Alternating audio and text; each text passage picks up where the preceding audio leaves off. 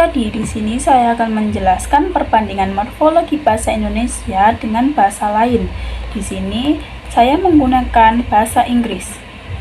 Apa itu morfologi? Morfologi itu seperti kita bermain permainan Lego. Kita mempunyai balok dasar sebagai kata dasar, dan kita bisa menempelkan bagian-bagian kecil sebagai imbuhan untuk mengubah bentuk atau maknanya. Di bahasa Indonesia, cenderung menambahkan imbuhan di awal, tengah, atau akhir kata. Sedangkan di bahasa Inggris, lebih sering mengubah bentuk kata itu sendiri atau menggunakan kata bantu. Selanjutnya, pada penjelasan konsep yang pertama terdapat afiksasi. Afiksasi merupakan proses pemberian imbuhan pada suatu kata dasar untuk membentuk kata baru dengan makna yang berbeda. Nah, dalam bahasa Indonesia, misalnya nih, kita menggunakan kata ajar yang bisa berubah menjadi belajar, mengajar, pelajaran, dan terpelajar. Sedangkan dalam bahasa Inggris lebih sering menggunakan akhiran untuk mengubah kelas kata. Misalnya kita menggunakan teach atau kata kerja yang berarti mengajar, berubah menjadi teacher atau kata orang yang artinya guru. Selanjutnya, pada reduplikasi atau yang disebut pengulangan kata. Nah, disinilah letak sebuah perbedaan yang paling mencolok.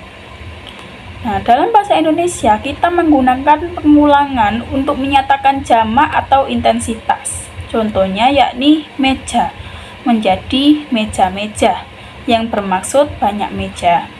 Selanjutnya, ada kata lari menjadi lari-lari yang bermaksud santai atau berulang. Bahasa Inggris, mereka hampir tidak pernah mengulang kata untuk jamak. Mereka selalu menambah huruf S atau ES. Contohnya, pada kata table menjadi tables. Mereka tidak mengucapkan table. Hal itu salah secara tata bahasa. Yang selanjutnya pada perbandingan dengan bahasa lain. Yang pertama, cara menyatakan jumlah banyak atau jamak.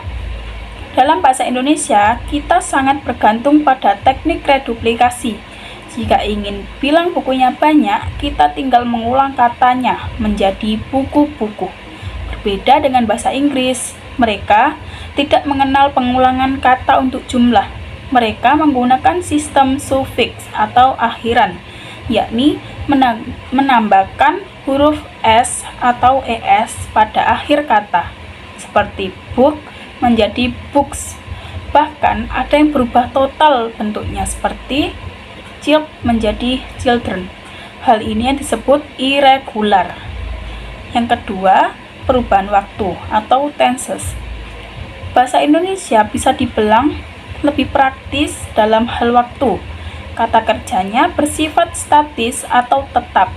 Untuk menunjukkan waktu, kita cukup menambahkan kata keterangan seperti sudah, sedang, atau akan. Contohnya yakni saya makan. Tetap memakai kata makan meskipun kejadiannya kemarin atau besok. Sedangkan dalam bahasa Inggris memiliki sistem infleksi yang cukup rumit. Kata kerjanya harus berubah bentuk menyesuaikan waktu.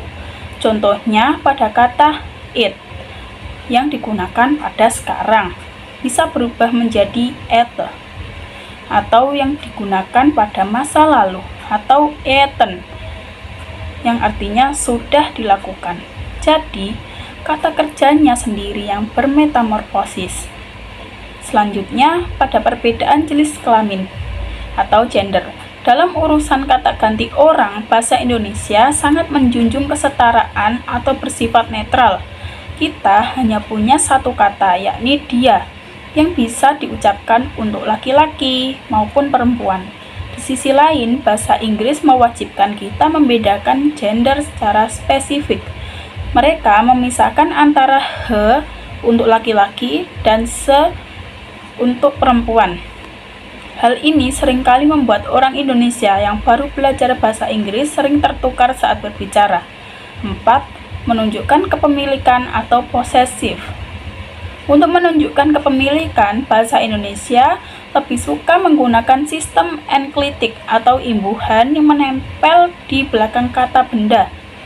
Contohnya yakni pada kata buku ditambah aku menjadi bukuku. Selanjutnya, contoh dalam kehidupan. Di Indonesia, kata ibu sedang memotong-motong wortel. Nah, di sini ada proses afiksasi me dan reduplikasi pada kata potong-potong yang menunjukkan kegiatan itu dilakukan berkali-kali. Sedangkan dalam bahasa Inggris, kata Mom is cutting the carrots. Mereka menggunakan akhiran ing untuk menunjukkan proses dan menambah s pada carrots untuk menunjukkan bahwa jumlah wortelnya banyak. Kesimpulannya yakni, bahasa Indonesia itu seperti modifikasi motor. Dalam satu rangka terdapat kata dasar yang bisa ditempel berbagai aksesoris atau imbuhan sehingga bentuknya menjadi berbeda. Sedangkan dalam bahasa Inggris seperti ganti baju, kata-katanya harus berganti kostum tergantung kapan dan siapa yang melakukan aksinya. Sekian dari saya ucapkan terima kasih dan wassalamualaikum warahmatullahi wabarakatuh.